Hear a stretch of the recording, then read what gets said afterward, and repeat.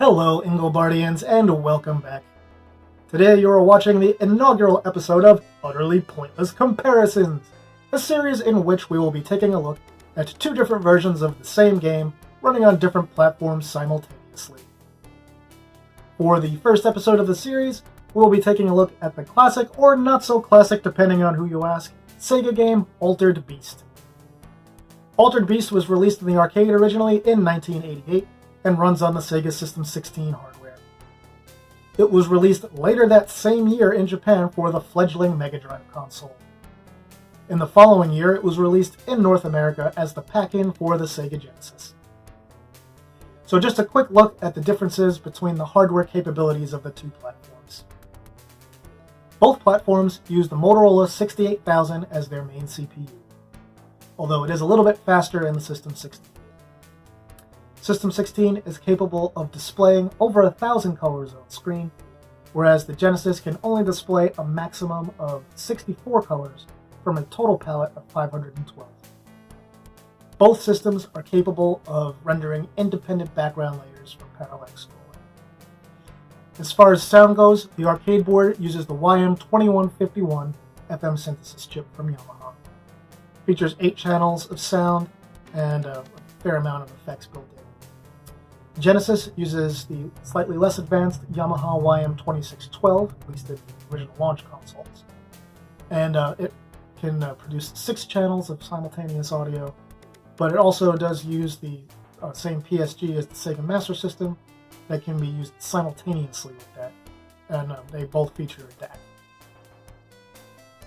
Now, for the graphical differences between the games very quickly, the arcade version only has one layer of scrolling, whereas the Genesis version has multiple layers of parallax in just about every level.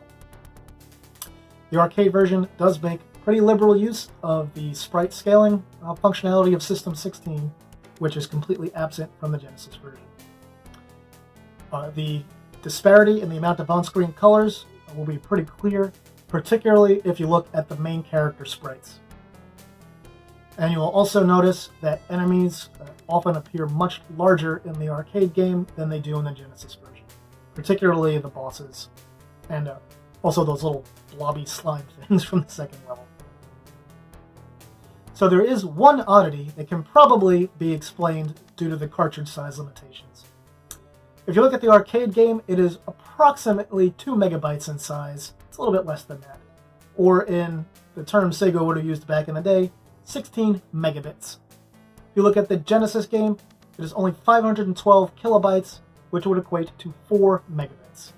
So it is approximately 4 times smaller than the arcade version. Now the oddity of which I'm referring is that when you start in the arcade game, you're a very small guy in a shirt. When you get one power-up orb, you grow a little bit and become a medium-sized guy who is just busted out of his shirt. And then when you get the next power-up orb, you become like Arnold and you're a big muscle man. In the Genesis version of the game, you start out as a medium-sized guy wearing a shirt. When you get that first power-up orb, he busts out of the shirt for no apparent reason. And then when you get the next orb, he becomes the big muscle dude. Now, for audio differences between the two games, there are a few things to look at. The arcade version has, I think, unquestionably better sound effects, and they're a little more present than they are in the Genesis version, I guess I would say. But as far as music goes, I think there's not a clear victor in that. The music is pretty good in both versions of the game. There are actually some songs that I prefer on the arcade one, and some that I prefer in the Genesis version. And I think the reason for that is some of the tones on the Genesis one seem like they're a little sharper, while some of them feel like they're a little bit flatter in the arcade one. And it's hard for me to explain, but you'll hear the differences when we roll the video here. Now, as far as gameplay differences, both games are pretty similar. They both have 5 levels, every level is accounted for. They both have all the same moves and all the same transformations. One difference between the two of them is during the levels, there are more obstacles in the arcade version than the Genesis one. You can see this in level 1, there are more graves. And then in levels 2 and 3, there are some rocks and obstacles and things like that that are only present in the arcade game. And there are also a few differences in how you fight some of the bosses. The bosses in levels 3 and 5 have a different method of attack for the simplest victory in each version of the game, whereas the other bosses you can fight largely the same way. So a quick note on recording methodology for this. These are recorded using emulation, so that's the way I have to do it. Sorry about that if that bothers you. And I used save states, but only at the start of every level to ensure that I could complete the levels in a similar amount of time in each version of the game. One emulation note I will add is I did use an older version of MAME, sort of by accident when I was recording the arcade one. So there is one minor graphical glitch that's present at the beginning and end of every level, and that is when the hole opens up and you either jump into or out of it. That glitch is not present in the original arcade game. So with that, let's go ahead and take a look at the complete playthrough of Altered Beast, both the arcade and Genesis versions. Rise from your grave. Rise from your grave.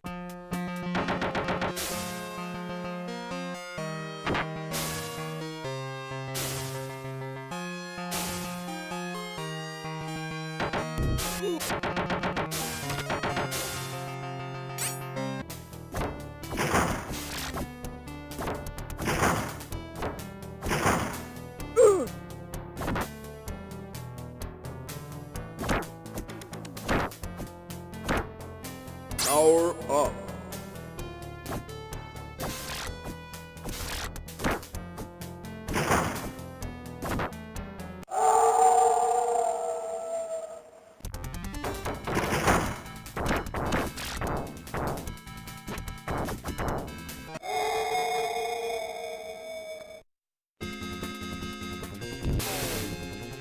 Welcome to your doom.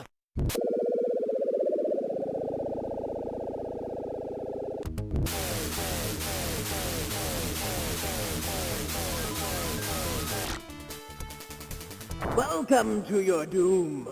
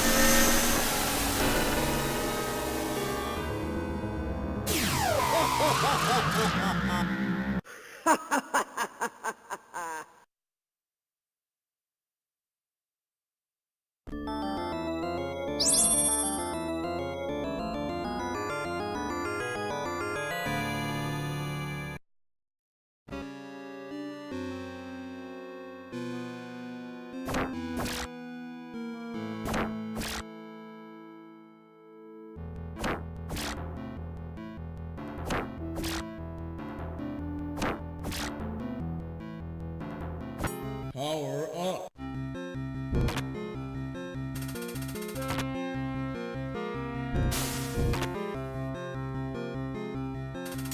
Power up.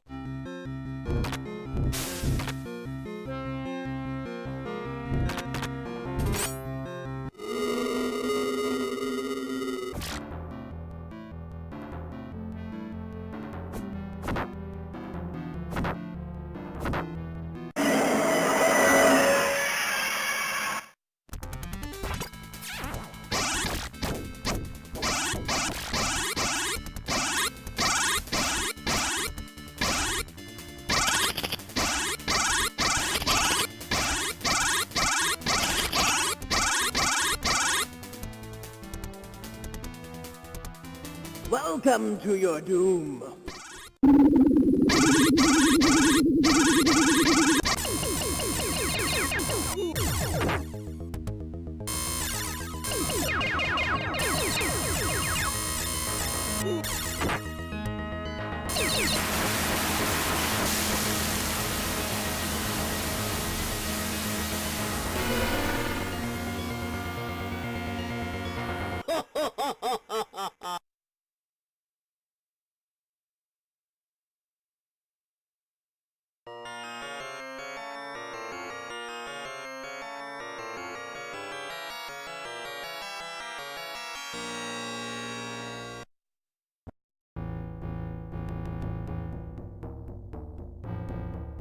Ah!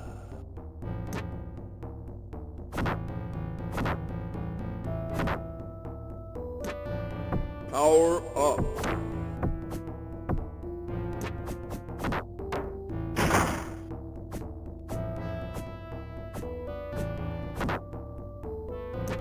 Power up.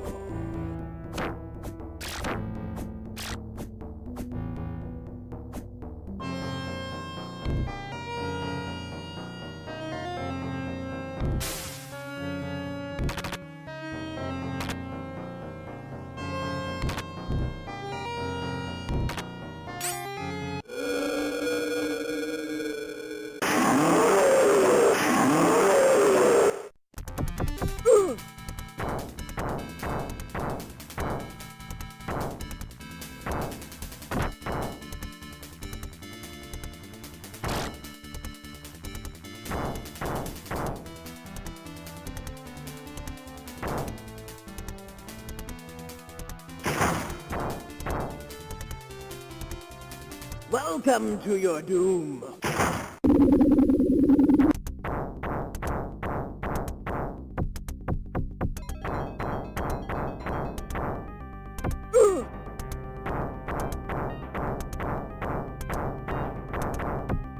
Ah!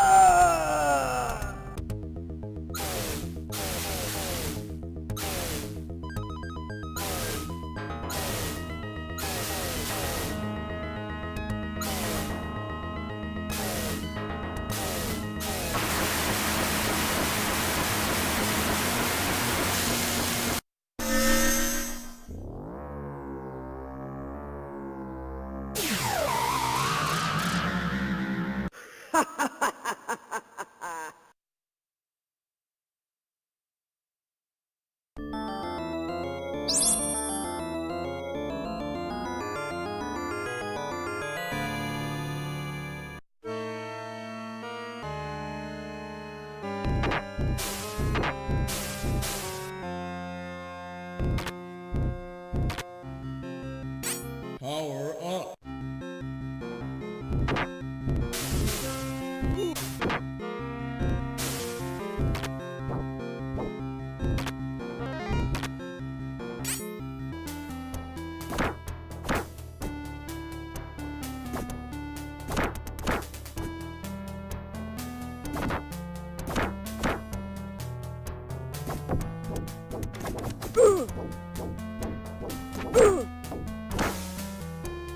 Power up.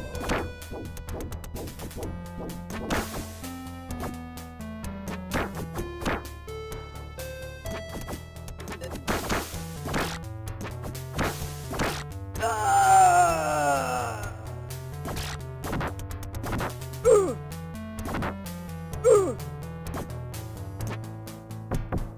Ah!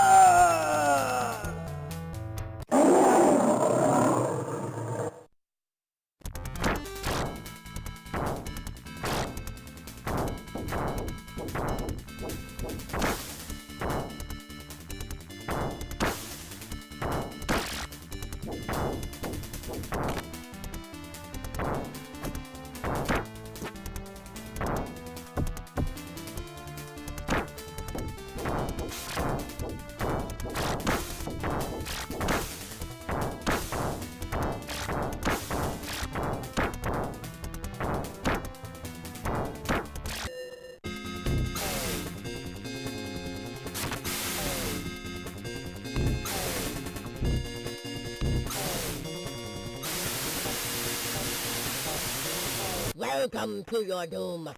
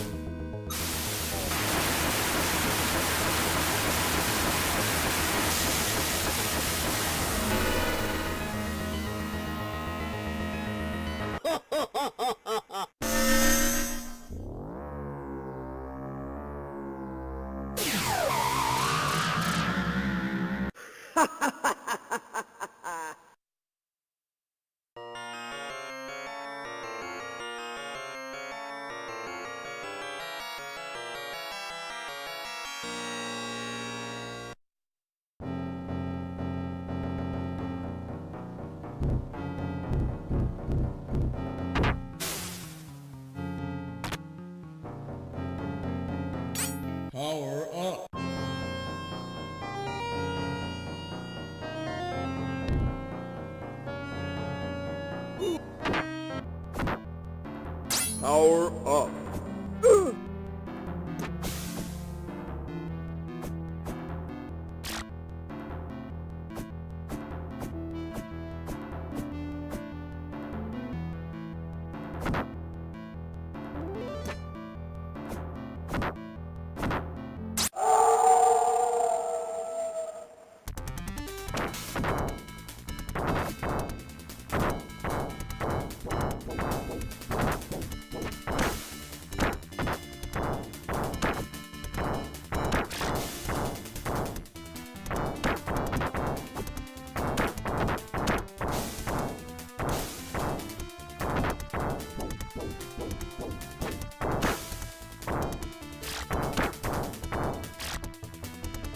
Welcome to your doom.